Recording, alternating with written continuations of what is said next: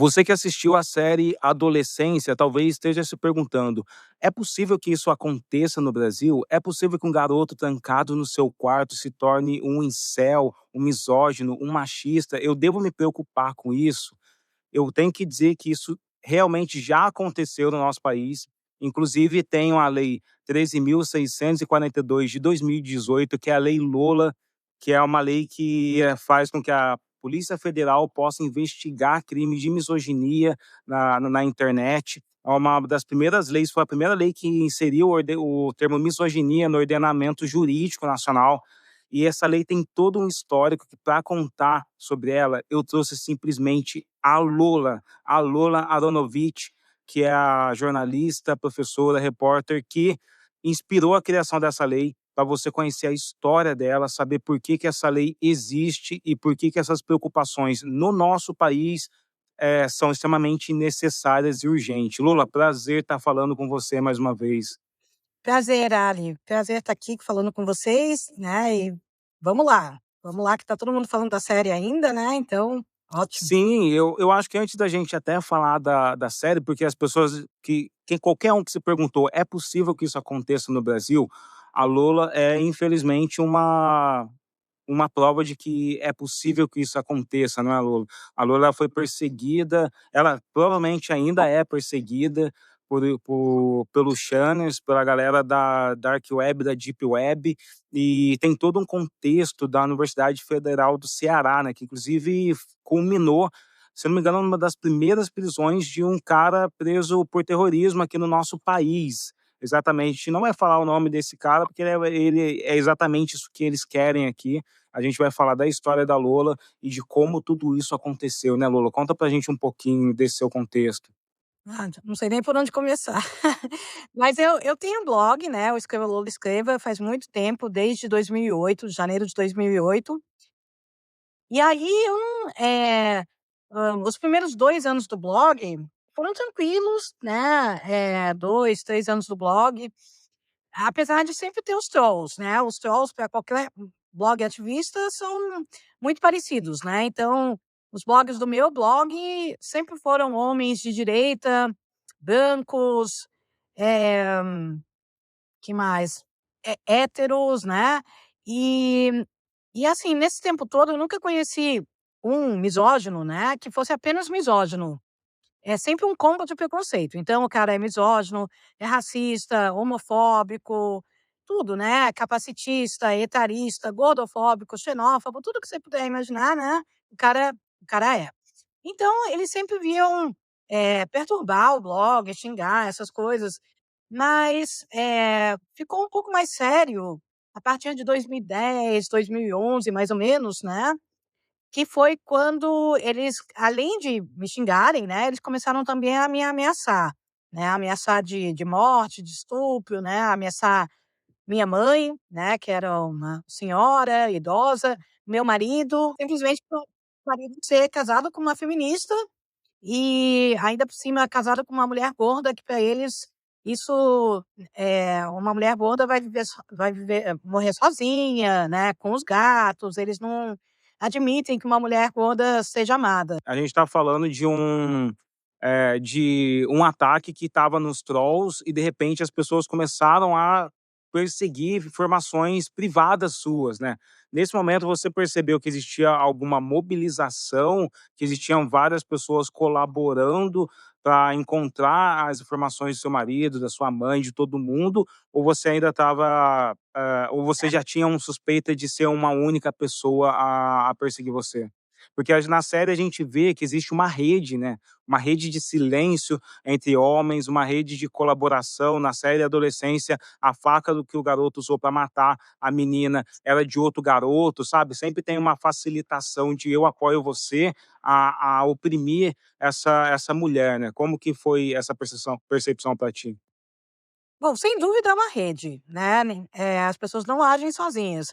Mas o meu primeiro contato indireto com essa misoginia na internet foi em 2008, em outubro de 2008, no caso Eloá, que vocês devem se lembrar, né, que foi um caso horrível, que culminou na morte de uma menina de 15 anos, né, pelo ex-namorado que invadiu a casa dela, manteve ela refém, ela e a melhor amiga Nayara refém durante 4, 5 dias, né, e foi uma vergonha nacional, porque, o sensacionalismo da mídia fez com que vários programas de televisão, de rádio ligassem para o sequestrador, né, e entrevistassem o sequestrador ao vivo. Então foi um caso que teve grande repercussão, no Brasil, e, assim que a Eloá foi morta, eu recebi um link, né, não sei quem me mandou mesmo, pra uma comunidade no Orkut, porque naquela época, né, era Orkut muito mais do que Facebook, que se chamava Eloá virou presunto, já foi tarde. Então, era uma comunidade que estava celebrando o assassinato de uma menina de 15 anos, saudando o assassino como um herói, lamentando que ele não tivesse matado também a Nayara, a amiga, e por aí vai, né. Eu fiquei perplexa, eu não podia não pra mim era inédito e inadmissível que isso pudesse acontecer, né, que logo se formaria uma comunidade, um grupo no Orkut para comemorar a morte de uma menina de 15 anos que nunca tinha feito mal a ninguém, né. Então, e aí, pesquisando um pouco, né, um pouco depois, eu fui ver que era bom, essa comunidade já se intitulava Ordem dos Homens de Bem. Né, mas depois eu fui ver que era mais, né, tinha mais gente e tal, e, eu também não sei como que eu caí exatamente num fórum, da internet, né, que eu acho que era Guerreiros da Real, Homens Realistas, alguma coisa assim. Não era um fórum na deep web nem nada, era nas Esses termos que você está utilizando, eles sempre são frequentes nesses grupos de incel, né, eu não sei como se é assim internacionalmente, mas os que a gente encontra no Brasil, geralmente são os homens santos, os homens certos, sabe, sempre tem esse verniz conservador, católico de santidade, porque eles sempre tratam mulheres como se elas fossem a origem do pecado, né, o pecado, o mal, o maligno, a perversão, sempre é a mulher, né. eles são eles não são religiosos em geral, né, mas eles são hipócritas, né, e eles são muito contraditórios também, então eles vão em qualquer direção, sempre que descambe na misoginia, eles estão lá, né. E aí, eh, eu indiretamente fui cair num desses fóruns, né, eh, e a primeira vez que eu escrevi sobre os masculinistas, né, porque como você falou, são vários nomes, né, para mim o termo red pill, que é tão conhecido, é um guarda-chuva, né, um termo guarda-chuva que engloba vários grupos, né, vários subgrupos. Aí tem os incels, tem os MRAs, que é os Men's Rights Activists, né, então ativistas pelos direitos dos homens, os PUA, né, que é o coach da sedução, né, que lucra com a insegurança masculina, os MGTOW, né, que é Men Going Their Own Way, então são grupos ainda mais segregacionistas, que acreditam que homens e mulheres devem viver separados, em cidades separadas, essas coisas, né. Então, eh, quando eu conheci, né, quando eu li sobre esses grupos, eu escrevi um post, né, isso foi no começo de 2011, chamado "O Modo de Pensar dos Masculinistas". E aí descrevendo, né, era um post bastante didático, né, descrevendo o que eu tinha aprendido, né, lendo sobre eles. Porque eu achava que, assim como era novidade para mim, certamente devia ser novidade para as minhas leitoras e leitores. E aí, eles ficaram muito revoltados com esse post, né, porque eles odeiam que falem deles, e deixaram um monte de comentários, né, muito raivosos no meu blog. Aí eu juntei alguns dos melhores comentários, né, das pérolas, assim, mais divertidas, e escrevi um outro post, e foi a primeira vez, que eu, chamei os masculinistas de masculs, que foi uma abreviação de masculinista, né, mascul. Só que esse termo pegou. E aí, a gente tratava eles com humor ainda, né, porque as coisas que eles falam são muito patéticas, muito ridículas, como, por exemplo, essa lei, né, que eles acreditam, essa regra de, 80% das mulheres, são atraídas por 20% dos homens, né, ou se quiser olhar por outro lado, 20% dos homens pegam 80% das mulheres, o que não tem nenhum, eh, Embasamento científico não faz não tem sentido nenhuma nenhum, lógica, né. né, É. porque se fosse assim, né, a gente Pois é.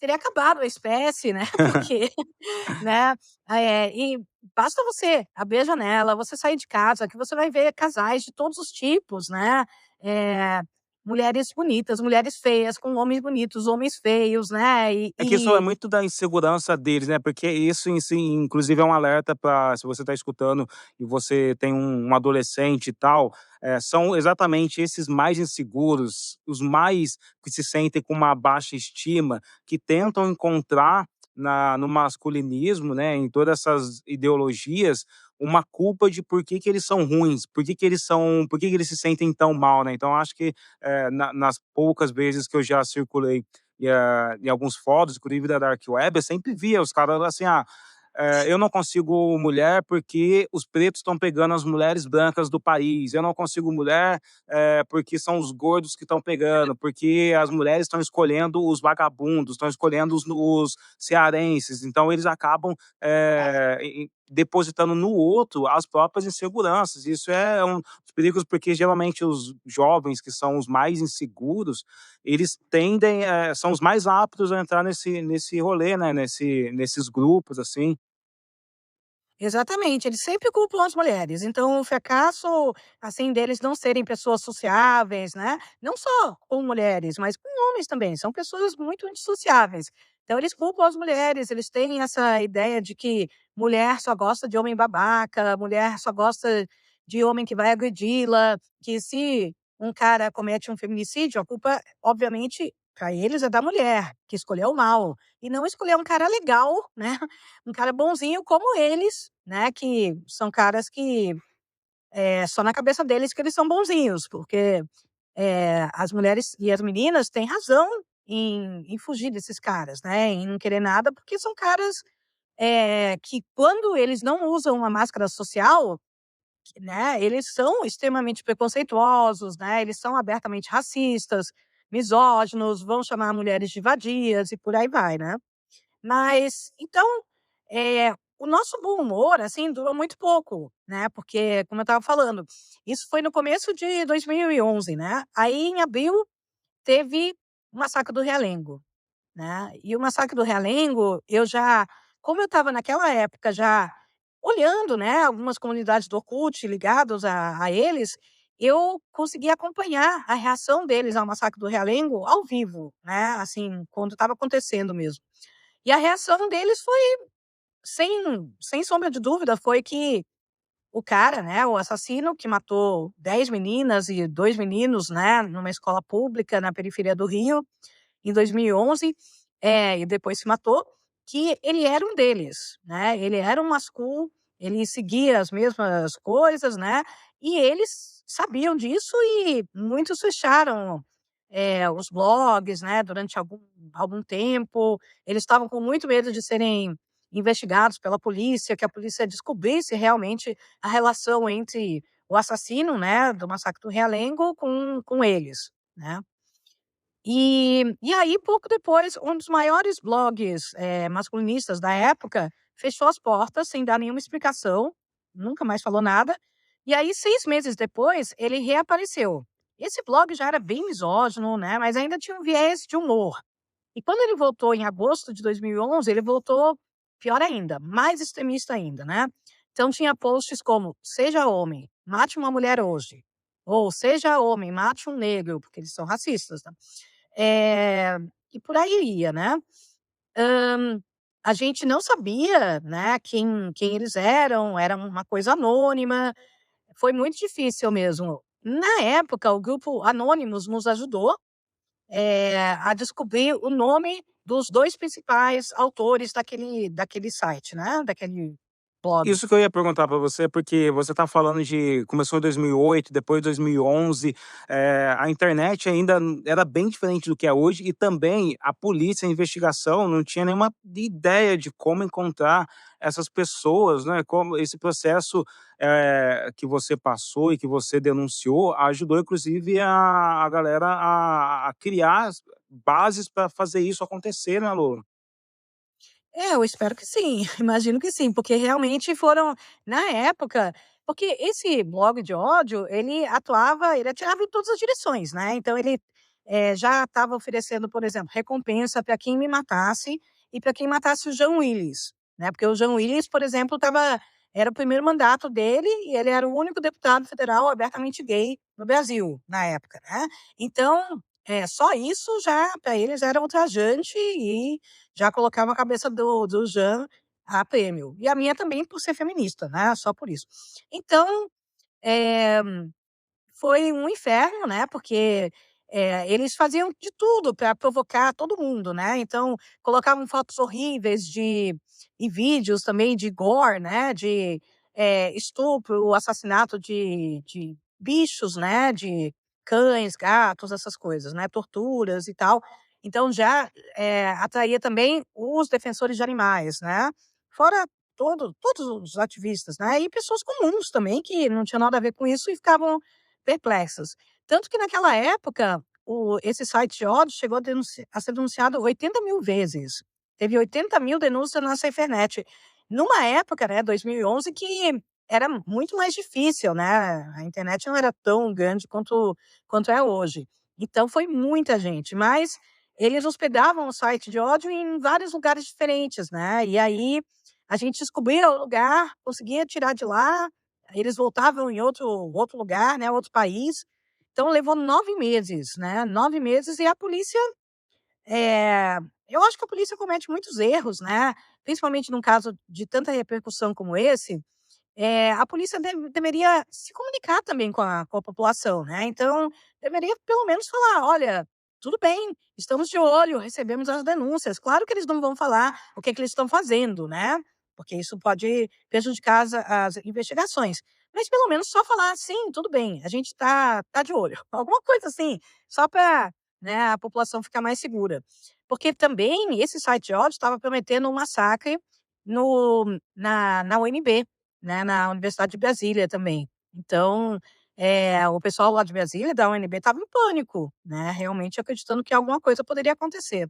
Eles só foram presos 9 meses depois, né, os 2 principais autores, 2 meses depois, 9 meses depois, né, que foi acho que foi em março de 2012, uma coisa assim, abril de 2012, e aí não tinha nenhuma lei, não tinha nada, né, 2012 não tinha nada mesmo. E todo mundo falava pra gente: "Tá, vocês estão comemorando, né, mas não sei por quê, porque eles já vão sair já já, né, eles vão deixar a cadeia, não tem nada para manter eles lá, né". Mas não, eles ficaram lá presos, né, durante 1 ano e 3 meses, né, cada um. E durante esse tempo eles foram julgados e condenados a 6 anos e meio de prisão, né, por vários crimes, né, e, o que colaborou muito foi um vídeo, que um deles tinha feito na Índia, né, porque ele, se vendia como engenheiro, ele enganava pessoas, né, dizendo que era engenheiro, não era, né, nunca tinha cursado nenhuma universidade, e ele estava na Índia fazendo um trabalho e ele fez um vídeo horrível, né, um vídeo racista, porque o cara era, né, abertamente neonazista, e falando coisas horríveis, né. Então esse vídeo ajudou bastante, porque, era difícil mesmo juntar, né, dizer que aqueles 2 eram os autores daquele site, né. Mas a polícia conseguiu fazer isso e eles foram presos. Claro que quando eles saíram da prisão, que foi em maio de 2013, eles voltaram a fazer tudo que eles estavam fazendo antes, né. Eu lembro que uma vez, Lola, eu cheguei a entrevistar um rapaz que ele participou de alguns grupos, skinheads, alguma coisa que eles eram racista pra caramba, depois ele virou um coach contra skinheads e lançou livros e tal. E uma das coisas que ele me falou é que existe uma narrativa na classe média, principalmente branca do sudeste, desses rapazes que acreditam que: "Ah, eu sou descendente de italiano, sou descendente de alemão", sabe, é como se o mundo deveria ser melhor para eles só por conta da descendência, da ascendência, né. Existe, uma conexão nessa radicalização deles? Sem dúvida. Eles são todos de extrema direita, né, para começar. Assim, até agora, nesses anos todos, eu nunca conheci um masculino que fosse de esquerda. Isso não quer dizer que a esquerda não possa ser racista, machista e tudo mais, né. Mas o que a gente vê muito claramente é que a direita é quase um pré-requisito mesmo, né, pra direita e pra extrema-direita, você ser racista, ser, misógino e tal, né. E se uma pessoa de esquerda, um homem de esquerda, é pego sendo, né, sendo misógino, racista ou homofóbico, ele é cancelado, né, e aí eles pedem desculpas, fica envergonhado. Para a direita não, né, para a direita você tem que ter orgulho, né, da sua misoginia, do seu racismo.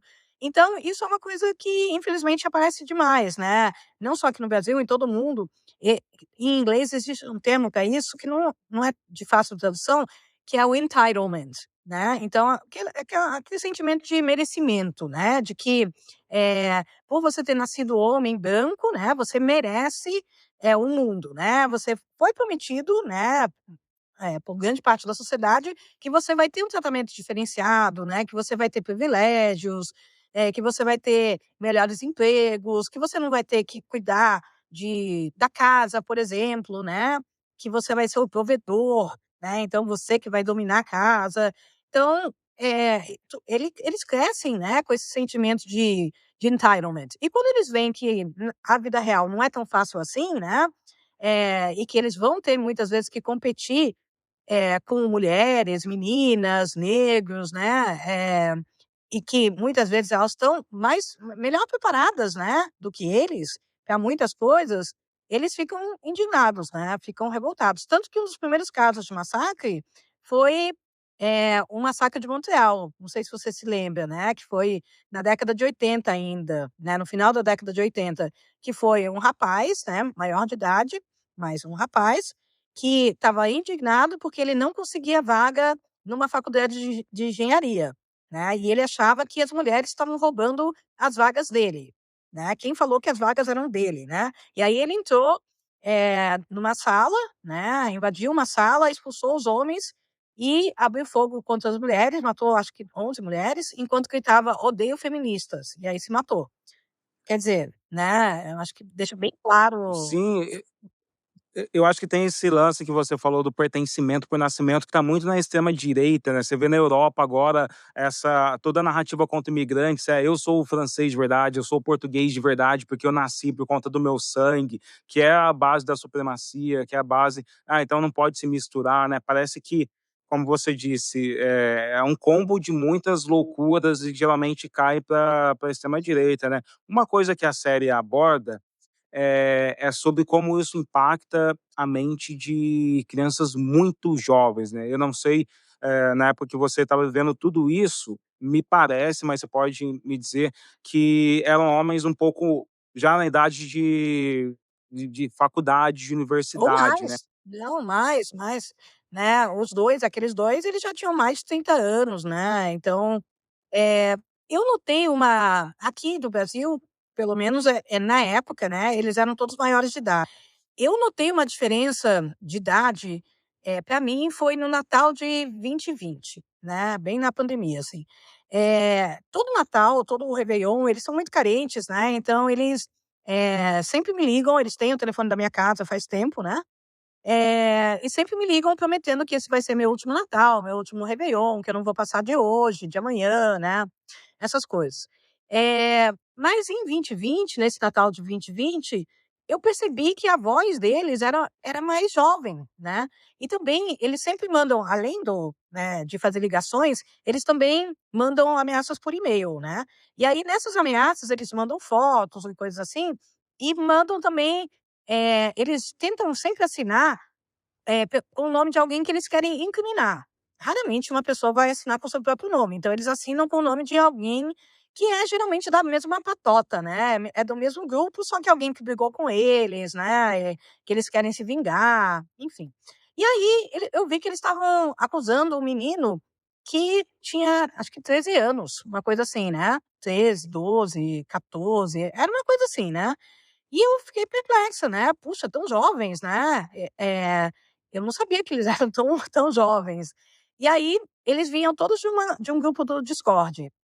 Até então, eu nunca tinha ouvido falar do Discord, né, eu não conhecia, mas era um grupo do Discord querendo, se igualar e querendo chamar atenção e ser, admirado por esses masculinos mais velhos, né, então, A gente viu essa transição, assim.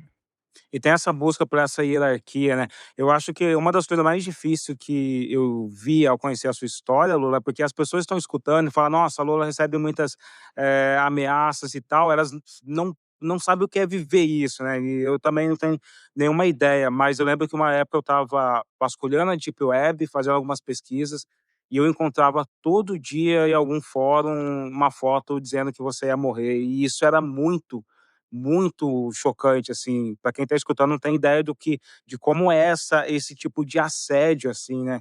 E outras coisas que eu vi que eles começaram a fazer com garotas, que acontece hoje em dia, por conta das redes sociais, é que sempre tinha um cara que postava no fórum: "Olha, essa menina", eu não chamava de menina, né, essa palavra, "essa vagabunda não quis ficar comigo, recusou ficar comigo, hackeiem ela". E a galera ia e sequestrava o Instagram dela e pegava e eu acho que tinha muito esse lance da morte social, né, Lô, tipo, eu não vou matar ela agora com faca, mas eu vou matar ela socialmente. E Hum. aí você colocava o rosto dela em fotos pornográficas ou expunha fotos dela mesmo que tinha de repente no sua, banco de dados pessoais ali, expunha foto delas em traje de banho, sem roupa e tudo mais, para fazer com que ela morresse socialmente. Até hoje eles sequestram centenas e centenas de redes sociais de meninas que simplesmente recusam a ficar com eles, né. É um tipo de assédio que com o tipo de violência que com as redes sociais se intensificou pra Isso é caramba. o mínimo que eles fazem, né, porque isso aí serve para juntar o grupo também, né, e também é uma forma de recrutamento também, porque, eh, eles são muito atentos, né, ao que está acontecendo na rede social. Então, por exemplo, tem um vídeo que viralizou, né, um vídeo que faz tempo que eu não vejo, né, mas lembra, era bem comum, de um menino pedir publicamente uma menina em namoro, né. Às vezes a menina aceita, às vezes a menina não aceita, né, e tal. Então quando a menina não aceita, para eles é o fim, né, para ele essa menina merece a morte, porque ela está recusando eles não gostam de que mulheres tenham escolhas, né, eles acham que mulheres deveriam obedecer homens e que esse é um dos principais males do mundo, né, que as mulheres possam escolher. Então, aí eles se juntam, né, fazem um doxing básico, né, descobrem os dados pessoais, né, daquela menina mesmo, né, porque a gente está falando de menores de idade na maior parte dos casos, né. E aí eles se juntam para meio que competem para ver quem pode causar mais medo nessa menina, né, começam a mandar pizza pra casa dela, né, parece uma coisa inofensiva, mas o que que isso aí quer dizer? Que assim como eles estão mandando uma pizza, eles podem mandar coisa muito pior, porque eles sabem o endereço onde dela, né, sabem onde ela tá morando. Às vezes mandam fezes, né, às vezes mandam sangue, sabe, coisas, e ficam tentando de várias e fazendo o mínimo, que é colocar o nome da menina em sites de pornografia, sites de swing, sites de prostituição, aí a O menina número vai de celular dela, né, pra ela ficar pois é, recebendo ligação aí também. ela vai receber um monte de ligação de caras, né, que não fazem ideia do que está acontecendo, perguntando quanto é, né, para uma menina menor de idade. Então, isso para eles é muito importante, né, porque eles estão tentando ver, com aqueles meninos, muitos deles menores de idade também, até onde eles vão, né, até onde eles estão dispostos a ir. Eles estão dispostos a matar uma menina? Eles estão dispostos a cometer um massacre numa escola? Que é o que eles querem, né, eles estão recrutando para isso. Então vamos começar com uma coisa mais leve, que é você esfaquear uma menina. Vamos dizer, a estrutura de proselitismo entre esses cultos masculinistas, né. Então você vai ter os que verdadeiramente são masculinistas por crença e, de repente, um bando de garoto que tá entrando nessa só porque tá perdido na internet e tá querendo se provar para alguém, né. Como que os pais, como que as pessoas hoje podem ter algum indício de que seu filho, seu primo, seu irmão, de repente está se transformando num masculinista como esse? Bom, tem que ter diálogo, tem que conversar, né, porque se não conversar, você não vai saber, não vai poder acompanhar, né, então, tem que conversar e ver eh, o que que esse cara pensa das mulheres, para começar, né, já que ele é misógino, então Se ele começa a chamar mulheres de vadias, por exemplo, ele não trata mais mulheres de mulheres, né, ou meninas, ele começa a falar vadias, vagabundas, putas, essas coisas, né. Já é um péssimo sinal, né. Então já é e pra mim, eu acho que é um sinal de alerta, sem dúvida, né. Então conversa com os filhos, conversa com um amigo, né, vê, por que que ele tá com esse ódio todo, né, com essa raiva, porque se essa raiva dificilmente não vai se manifestar, né. Ele, por mais que ele tente usar uma máscara social, ele vai, em algum momento, extravasar isso, né. Então vai mostrar, esse ódio de alguma forma. Geralmente é pelas palavras, né. Então a pessoa tem que ficar de olho, no diálogo, né, nas ações também, né.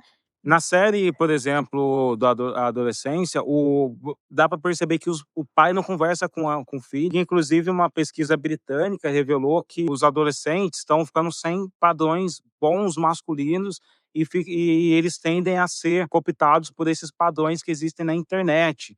Você acha que é mais fácil hoje para essa garotada, para esses homens masculinistas, propagar sua voz? Porque na época que tinha um blog, por exemplo, não era uma questão, não era tão fácil assim todo mundo ter acesso a isso. Eu acho que exigia até um esforço de um cara masculinista para fazer parte de uma rede, que seja na dark web, seja no blog, etc. Hoje em dia, se você pegar, eu já fiz esse teste, né, com o irmão da minha namorada, se ele acessa o YouTube deslogado. Deslogado, ele não tem conta no YouTube, porque crianças não têm conta, não pode criar conta.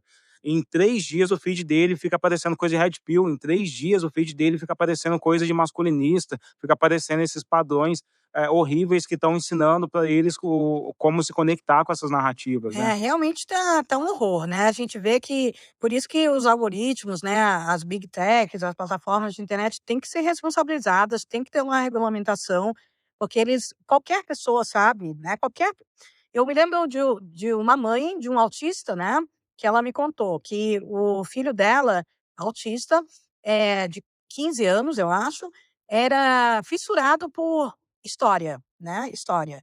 Então, ela acompanhava o que o filho estava vendo no YouTube, né, canais de história.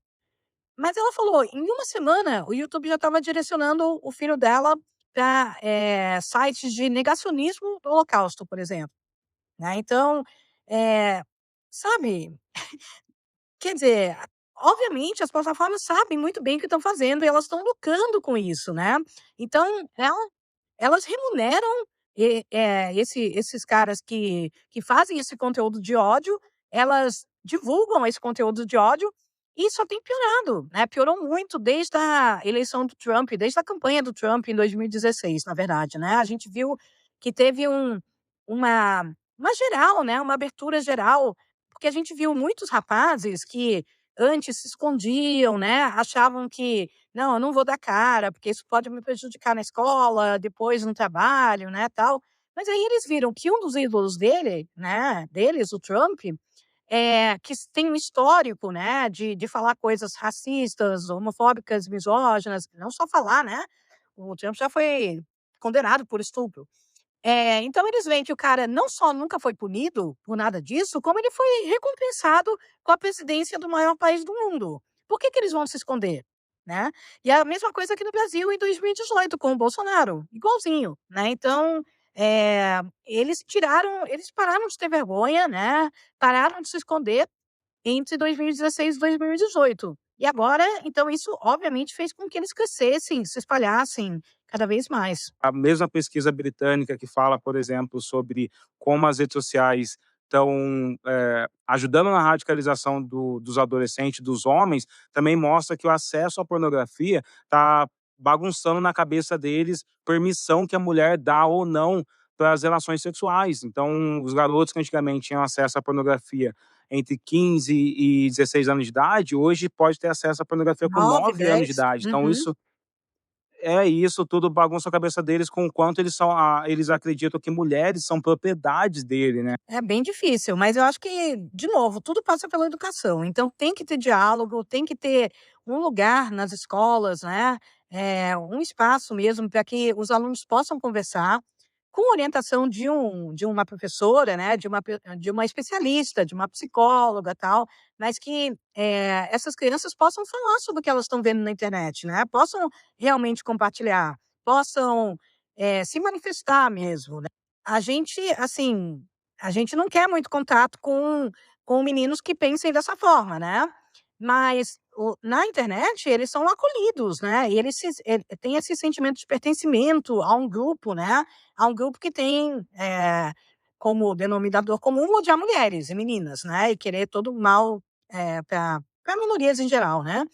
Mas a gente também precisa tentar resgatar, pelo menos alguns desses meninos. Às vezes não dá para resgatar, né.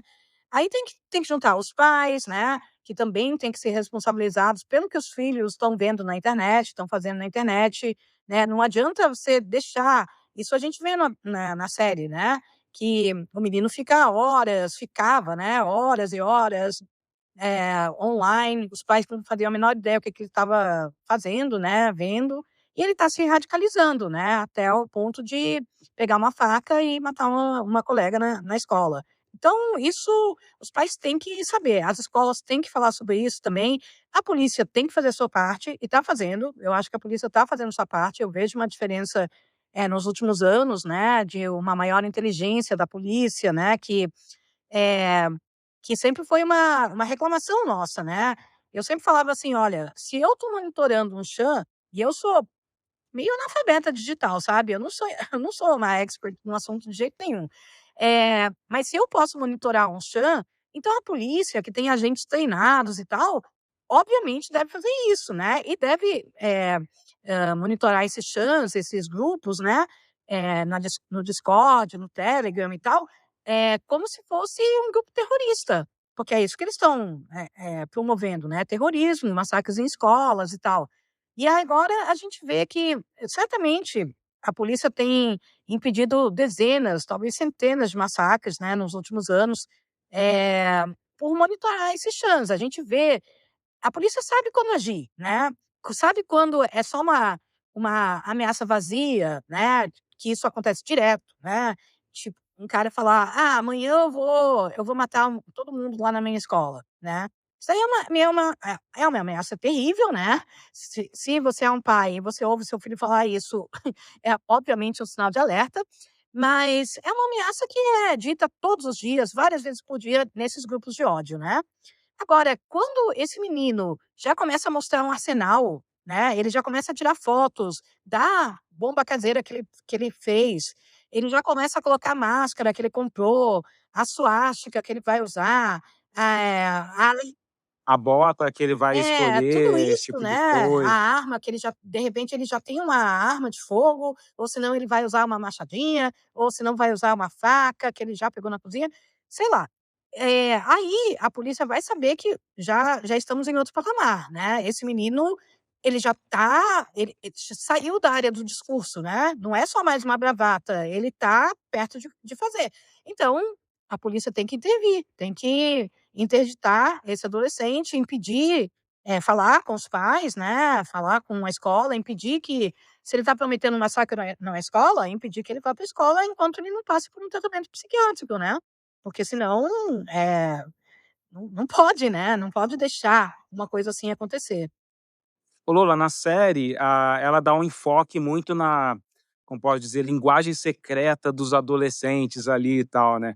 Mas me parece que isso tá ficando cada vez mais claro, assim. Você acha que esse enfoque em tentar desvendar, os emojis dos adolescentes realmente estão ajudam, ou alguma coisa que nem sempre faz sentido, assim? Não, pra mim não faz muito sentido, mas eu também não entendo nada de emoji, né, então, mas eu acho que é mais palavras mesmo, né, frases inteiras, né.